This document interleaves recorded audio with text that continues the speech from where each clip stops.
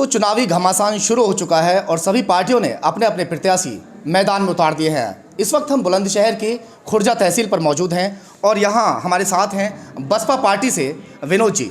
Baspa party ने इन पर भरोसा जताया है कि यहाँ पर ये इन्हें जीत दिलाएंगे। देखते हैं कि ये क्या कहते हैं और किन मुद्दों पर काम करने वाले हैं। सर, सबसे पहले अपना नाम बताएं। मेरा नाम विनोद प्रधान है और मैं विधानसभा खुर्जा 70 से सुरक्षित सीट से चुनाव लड़ रहा हूं। और मेरे मुद्दे विकास का है, मेरा मुद्दा शिक्षा का है, मेरा मुद्दा चिकित्सा का है, मेरा मुद्दा सुरक्षा का है। अच्छा, इस बात को लेकर सभी ये कहते हैं कि हमारे मुद्दे ये शिक्षा को लेकर, विकास को लेकर, मगर सब लोग अपने वादों पर खरे नहीं उतर पाते। क्या कहेंगे, जीतने के बाद में विधायक गायब हो जाते हैं अक्सर? नहीं, तो सच्चाई ये है, तभी परिवर्तन होता है। समाजवादी की सरकार भी रही है, भाजपा की सरकार रही है, तभी बसपा की आनी है, क्योंकि उन लोगों ने वादे नहीं किए और मैं करूँगा। और जब भी नया प्रत्याशी होता है उससे लोग नई उम्मीद करते हैं, तो इस वक्त उत्साह है सब लोगों में, क्योंकि नया चेहरा हूँ, सब लोग मुझ में उम्मीद कर सकते हैं। तो कितने समय से आप इसमें काम कर रहे हैं बसपा पार्टी में? मेरी तो कर्मभूमि ही बसपा है और लेके बूथ से लेके जिलाध्यक्ष तक का दौर मैंने 2002 में और 2007 में आपकी पार्टी ने यहाँ परचम लहराया था। उसके बाद में यहाँ बंसी सिंह पहाड़िया 2012 में कांग्रेस से विधायक बने थे। फिर से वो कांग्रेस छोड़कर अब सपा से जो है ताल ठोक रहे हैं और उनका भी ये दावा है, जिस तरह से आप दावा ठोक रहे हैं कि आप जीत रहे हैं। क्या कहेंगे कि जाटो समाज के अलावा मुस्लिम समाज का कितना वोट आपको मिल रहा है? देखिए, मैं कहना चाहता हूं 2012 में लोगों ने उनमें विश्वास जताया और उन्हें विधायक बनाया। अगर वो काम करते और लोगों के बीच में रहते, लोगों के सुख दुख में काम आते, तो 2017 में भी विधायक बनते।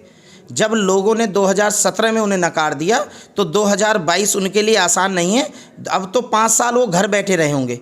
लेकिन मैं ये कहना चाहता हूँ 2007 से जो 12 की सरकार हमारी चली है, आज लोग, सर समाज के लोग उन कामों को याद कर रहे हैं, बहन जी के उन जो कार्य किए हैं उनको याद कर रहे हैं। और जिस जिस गांव में मैं जा रहा हूं कह रहे हैं भाई शासन था तो बहन जी का था। ये बात आपकी सही है, हम भी इस चीज़ को मान के चल रहे हैं कि हर इंसान ये कहता है कि बहन जी का जब शासन था तो जो प्रशासनिक अधिकारी हैं वो अपने कार्यों को बखूबी निभाते थे। मगर 2021 में जब उपचुनाव हुआ था उस दौरान एक वीडियो वायरल हुआ बहन जी का, जिसमें वो बीजेपी को सपोर्ट करने की बात कर रही थी।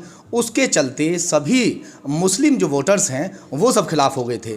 तो क्या मुस्लिम वोटर्स अब आपके साथ उतर रहे हैं? देखिए, मैं कहना चाहता हूँ ये जो हमारा जो इस तरह का जो होता है ये केवल बीजेपी का षड्यंत्र है।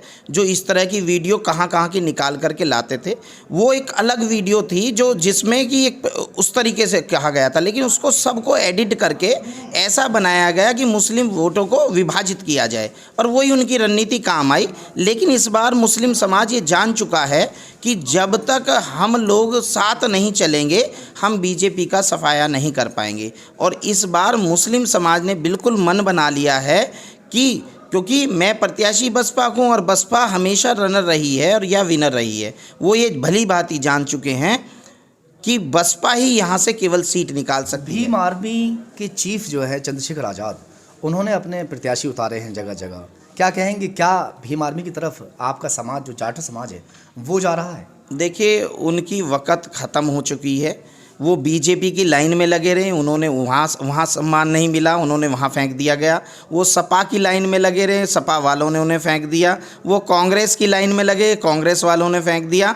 अब उनके लिए कहीं जगह नहीं बची है। रही आज जो बहुजन समाज पार्टी, बहुजन जो समाज है वो केवल बहन जी से जुड़ा है और बहन जी को ही आदर्श व नेता मानता है। खुर्जा विधानसभा नोएडा लोकसभा में लगता है, ठीक है। उसके बावजूद मिट्टी और चीनी के बर्तन के जो व्यापारी हैं वो रो रहे हैं। क्या आप विधायक बनने के बाद उनके लिए कुछ कर पाएंगे? जी, सच है। देखिए, आज हम नौजवानों को रोज़गार देने की बात जहाँ करते हैं, वो रोज़गार तब दिए जा सकते हैं जब यहाँ उद्योग जगत लगे। देखिए, अर्सिया कंपनी एक बहुत बड़ी कंपनी थी जो आदरणीय बहन कुमारी मायावती जी ने यहाँ लगवाई थी और चल रही थी, जिसमें लगभग 10-12 हज़ार लोगों को रोज़गार देने का काम वो कंपनी कर रही थी। जैसी सपा सरकार आई वो बंद कर दी गई। लोगों ने उम्मीद करी कि केंद्र में सरकार चल रही है, अब जो सरकार हम अगर इसे चुने तो शायद ये हमारी सुन लें, लेकिन 5 साल में उन लोगों ने भी सुध नहीं ली। आज जो 12-13 हज़ार नौजवान जो कंपनी में काम कर रहा है वो बैठा है, इस उम्मीद से बैठा है कि अर्सिया कंपनी चले। सबसे पहले तो उस अरसिया कंपनी को चलाने का काम करूँगा। अब आता है हस्तशिल्प का। हमारे जो ये चीनी बर्तन जो बनते हैं ये हस्तशिल्प में आते हैं और हस्तशिल्प का दर्जा अभी तक यहाँ नहीं मिला है। अगर वो मिल जाए तो बिजली सस्ती हो जाएगी, गैस सस्ती हो जाएगी, ऋण में सब्सिडी मिलने लगेगी और जब ये चीज़ें मिलेंगी तो उद्योग जगत और बड़ा होगा। और मैं ये कहना चाहता हूँ, आदरणीय बहन कुमारी मायावती जी ने इस उत्तर प्रदेश में 23 ज़िले बनाने का काम किया है और मेरठ मंडल ऐसा रहा जहाँ 3-3 ज़िले दिए हैं, बागपत, गौतम बुद्ध नगर और हापुड़।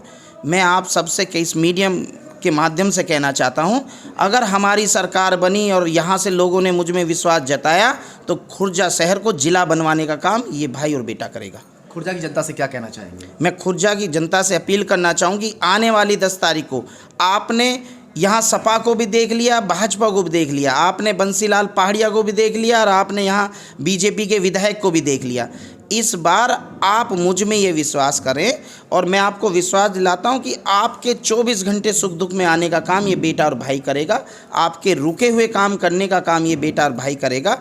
आने वाली 10 तारीख को आप केवल चुनाव चिन्ह हाथी पर वोट लगाकर मुझे विजयी बनाने का काम करें और मैं आपको विश्वास दिलाता हूँ आपकी उम्मीदों पे खरा उतरूँगा। जनता विधायक इसलिए चुनती है, अपना प्रतिनिधि इसलिए चुनती है कि वो उनके काम में, उनके सुख दुख में उनके साथ रहे।